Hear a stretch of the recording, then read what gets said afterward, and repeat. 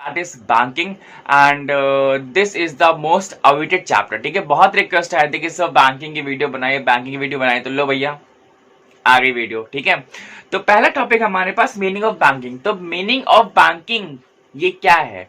मेरे रिस्पेक्ट से देखा जाए तो बैंकिंग का मतलब ही होता है कि एक ट्रस्ट। ठीक है, कि अगर हमें किसी भी इंस्टीट्यूशन पर ट्रस्ट है तो हम लोग वहां पे ही सबमिट करवाएंगे अपना पैसा। ठीक है, whether it can be the SBI, PNB, ICICI, HDFC, axis bank, Kotak Mahindra bank. ठीक है, किसी में भी हम लोग करवा सकते हैं। तो बैंकिंग का एक वर्किंग, एक उसका प्रोसीजर कैसे होता है, क्लियर है?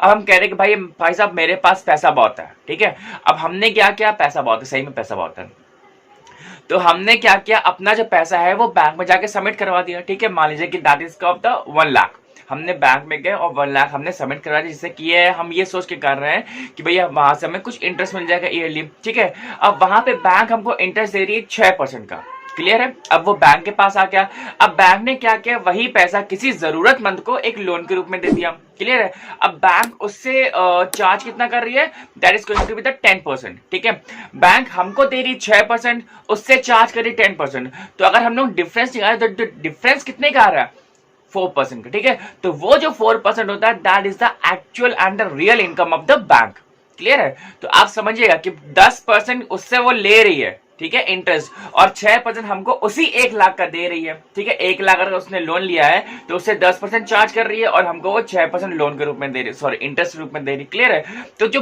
4% जो आप उसकी जो इनकम है वो क्या है, उसकी रियल इनकम है, क्लियर है? So that is known as the banking. तो बैंकिंग जो होता है पूरा इसी तरीके से वो वर्क करता है, क्लियर है? तो नेक्स्ट टॉपिक हमारे पास टाइप्स ऑफ बैंक। ठीक है, तो टाइप्स ऑफ बैंक पे हम लोग का पहला टॉपिक है that is central bank. Types of bank में बहुत सारे टॉपिक्स आते हैं। सेंट्रल बैंक हो जाएगा आपका, कमर्शियल बैंक हो जाएगा, एक्सचेंज बैंक हो जाएगा, मर्चेंडाइज बैंक हो जाएगा, और आपका आता है ना कोऑपरेटिव बैंक, वो भी हो जाएगा। तो सबसे पहले आते हैं हम लोग सेंट्रल बैंक। ठीक है, अभी हम लोग ये डिस्कस करने वाले लाइन से डिस्कस करेंगे, क्लियर है? तो सेंट्रल बैंक हमारा क्या होता है, हर एक कंट्री का जो एक बैंक होता है वो एक सेंट्रल बैंक जरूर होता है। ठीक है, जैसे हमारा इंडिया में हम लोग ले लें तो इंडिया में कौन सा हमारा RBI, that's the Reserve Bank of India. ठीक है, वो एक सेंट्रल बैंक है that acts as a father. ठीक है, वो जो सेंट्रल बैंक है उसके अंडर में सारे बैंक आते हैं, क्लियर है? जैसे घर में जो फादर होते हैं, फादर के अंडर में सब लोग होते हैं ना, कि मतलब कि ठीक है, तो समझ गए ना? तो सिंपल वही चीजें हैं कि सेंट्रल बैंक होता है हर एक कंट्री का, क्लियर है? नेक्स्ट टॉपिक हमारे पास that is the commercial bank. ठीक है, सेकंड बैंक हमारे पास। तो ये क्या होता है, देखिए जरा, these are the joint stock banks which receive the deposits from the public and the business firms. They also provide the short-term and the medium-term loans to the customers, and these banks carry on all kinds of banking functions within the framework of the Banking Regulation Act 1949 in India. Clear है? तो ये normal जो commercial bank जो होता है आपका क्या होता है, सिंपली ये आपको ये कैलकुलेट करता है कि भैया आपका जो डिपॉजिट्स कहां से आ रहे हैं, ठीक है, और किसको लोन देना है, मीडियम टर्म्स को लोन देना है या शॉर्ट टर्म्स लोन वगैरह हो जाते हैं, वो आपके सारे कमर्शियल बैंक्स में होते हैं, क्लियर है? इससे कमर्शियल बैंक आप ये समझ के रखिए कि कमर्शियल बैंक है, इसका जो अंडरटेकन होता है वो गवर्नमेंट ऑफ इंडिया का भी होता है और प्राइवेट का भी होता है। ठीक है, पब्लिक सेक्टर में भी होता है और प्राइवेट सेक्टर में भी होता है, क्लियर है? Let us see the difference between the central bank and the commercial banks. ठीक है, तो आइए देखते हैं। तो सबसे पहले तो आपके स्क्रीन में भी ये डिस्प्ले हो रहा होगा जो डिफरेंस है, जो आपकी बुक में एक्चुअली में दिया हुआ है। ठीक है, that is containing the 11 points. तो इन सभी पॉइंट्स को हम डिस्कस करने वाले हैं और देखते हैं, कंपेयर करते हैं कि सेंट्रल बैंक में और कमर्शियल बैंक में क्या क्या डिफरेंस होता है। ठीक है, तो सबसे पहला पॉइंट हमारे पास status, it is in the apex institute of the country's monetary and banking structure. ठीक है, हमने पहले कहा था एपेक्स मतलब होता है सबसे बड़ा, क्लियर है? कि मतलब acts like a father.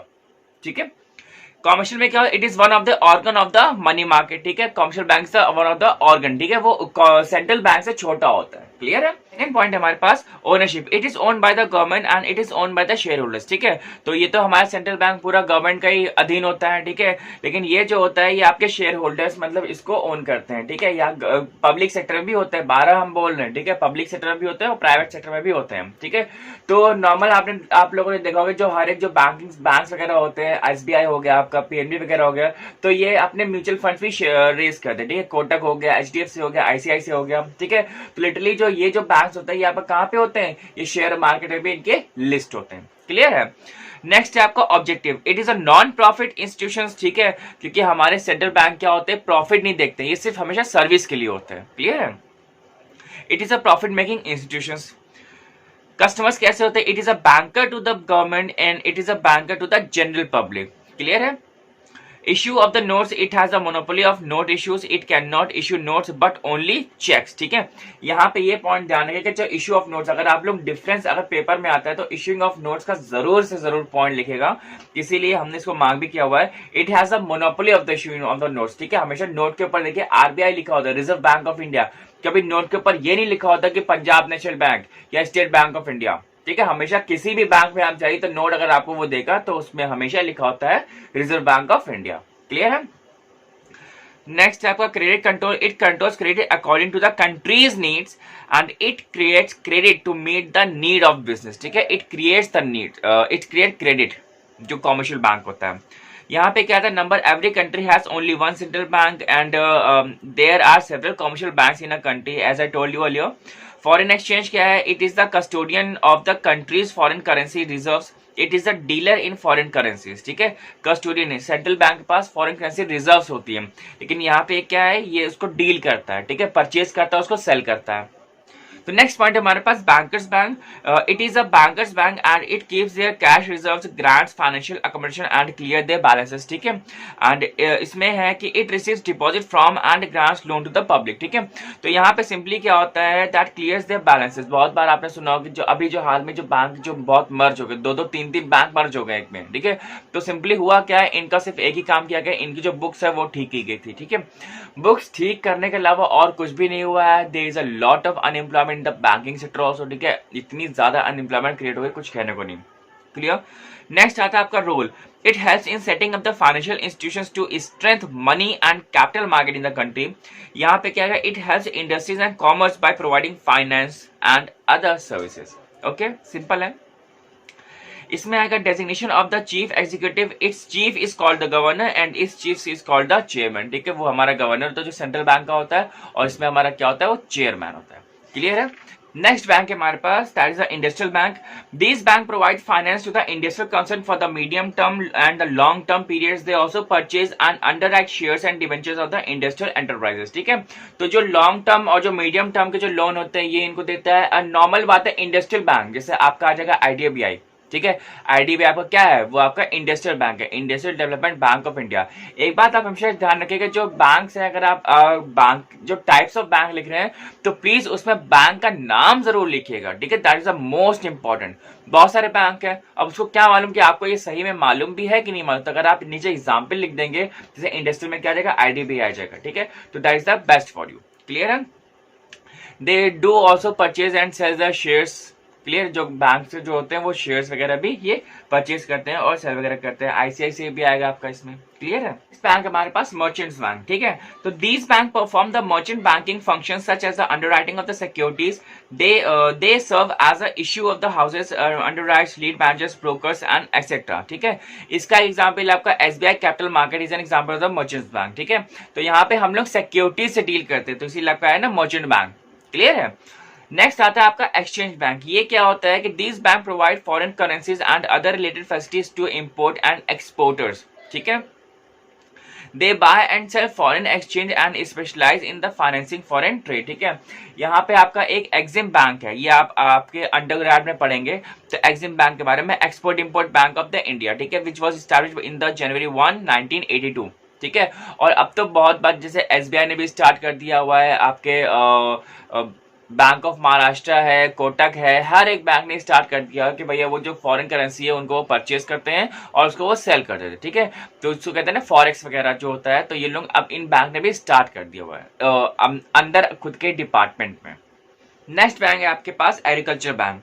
These bank provide the medium term and the long term loans to the farmer against the security of the land. ठीक है, ये किसानों को मतलब किसानों के लिए बैंक होता है जिसका जो रेट ऑफ इंटरेस्ट जो होता है वो अर्बन एरिया से कंपैरेटिवली बहुत कम होता है, जिससे कि जो किसान है उसका जो इंटरेस्ट है वो इजिली अफोर्ड कर सके। ठीक है, इजिली वो बैंक को दे सके ताकि उनके ऊपर ज्यादा बोझ ना पड़े। क्लियर है? तो इसमें आपने कभी नाबार्ड का नाम सुना होगा। ठीक है, तो इसका फुल फॉर्म होता है national bank for the agriculture and the rural development. ठीक है, इसी को हम लोग बोलते हैं नाबार्ड। क्लियर है। नेक्स्ट बैंक है हमारे पास कोऑपरेटिव बैंक्स। ये कौन से बैंक होते हैं भैया? These banks are organised by the people with limited means of their mutual benefits. These are organised and managed on an cooperative basis. ठीक है, ये कोऑपरेटिव बेसिस पे ही होते हैं, मतलब इसमें बहुत सारे मेंबर्स वगैरह होते हैं, उनके सहयोग से ये बैंक चलता है। इसको बोलते हैं लोग कोऑपरेटिव बैंक। ठीक है, और कोऑपरेटिव बैंक का जो हेड होता है वो कौन होता है? वो आपका स्टेट गवर्नमेंट होती है। कोऑपरेटिव बैंक कभी भी सेंट्रल बैंक के अधीन नहीं आता है। ठीक है, कोऑपरेटिव बैंक का जो वो होता है अथॉरिटी, वो स्टेट गवर्नमेंट के पास होती है। क्लियर है। जैसे इसमें आपका आ जाएगा एक उत्तर प्रदेश कोऑपरेटिव बैंक। ठीक है, तो कभी भी देखिए कोऑपरेटिव बैंक जो होती है वो लिमिटेड लिखा होता है उसके आगे। ठीक है, Uttar Pradesh cooperative bank limited. Clear है। नेक्स्ट है आपके पास पोस्ट ऑफिस सेविंग्स बैंक। ठीक है, ये पोस्ट ऑफिस क्या होता है? पोस्ट ऑफिस वाला कौन सा बैंक होता है भैया? तो सिंपल आपने देखोगे ना, जो पोस्ट ऑफिस जो जहां पे हम लोग डाक देते हैं, तो वहां पे भी एक उनका एक बैंक होता है, जो कि एक बहुत ही जो छोटे इनकम वाले जो लोग होते हैं उनका उसमें अकाउंट होता है। मान लीजिए कि आरडी खुलवा ली या एफडी खुलवा ली वहां पे, तो वहां पे जितने भी उनकी जो छोटा अमाउंट जो होता है वो अपना वहां पे दे देते हैं, और वहां पे उनको कंपेरेटिवली उसके अगेंस्ट उनको इंटरेस्ट मिलता है। क्लियर है। तो ये आप कितने भी, अगर आप 5 साल 10 साल 15 साल जितना भी आपका मन चाहे उतना, हाँ बस ये है कि ये सेविंग बैंक अकाउंट होता है, यहाँ से आप लोन नहीं ले सकते हैं। क्लियर है। नेक्स्ट आपके पास है इंडिजिनस बैंक। ठीक है, ये क्या होते हैं? These are the money lenders in village and small towns. They accept deposit from and grant loan to the farmers, artisans and the local traders. ठीक है, आपने सुना होगा ना कि भैया कि सुनार से गांव में लोन लिया है या उनसे जो जमींदार से लोन लिया है, तो सिंपली होता क्या है, उन लोगों से ये लोग लोन लेते हैं and they used to charge a very high amount of interest. That could be very around the 25 to the around 40%. Can you imagine 40%? हमारा बैंक ही कम से कम 12-13% से आगे नहीं जाता है। ठीक है, लेकिन ये लोग 40-40%। अब गाँव के लोग होते हैं, अनपढ़ होते हैं, इलिटरेट होते हैं, तो उनको बेवकूफ़ बना लिया जाता है। तो पहले एक टाइम पे ऐसा होता था, आज भी बहुत जगह ऐसा होता है। क्लियर है। तो यहाँ पे ये लोग होते हैं, तो सिंपली होता क्या है कि इनको ये लोग बहुत ज़्यादा कहते हैं ना कि एक्सप्लॉइट करना। ठीक है, ये लोग किसानों को या जो गरीब इंसान होता है उसको बहुत एक्सप्लॉइट करते हैं, और उसके अगेंस्ट में बहुत बार तो ऐसा होता है कि इनकी पीढ़ियां निकल जाती हैं, वो लोन नहीं चुकता हो पाता है। क्लियर है। तो आई होप कि ये वीडियो आपको अच्छी लगी होगी टाइप्स ऑफ बैंक्स तक, और बस आज के लिए इतना ही रखते हैं। Till then bye bye and thank you very much. मिलते हैं नेक्स्ट वीडियो।